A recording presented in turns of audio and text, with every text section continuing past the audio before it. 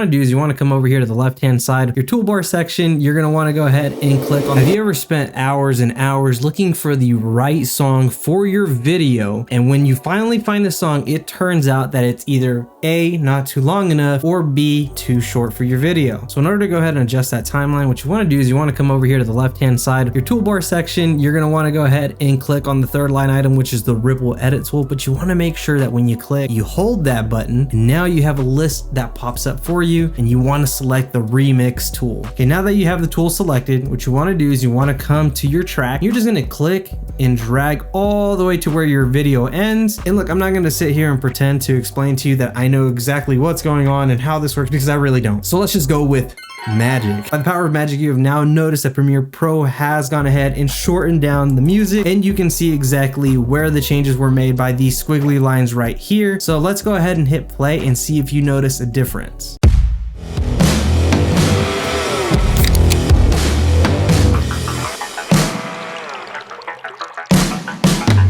Okay, that actually was done pretty damn well. Now, of course, I went ahead and shortened this, but you can also extend the length of this to as long as you want. So now that I've extended it, again, it's got those little squiggly lines to show you where they're making those changes by the power of magic. So let's go ahead and play those, see if you notice any differences.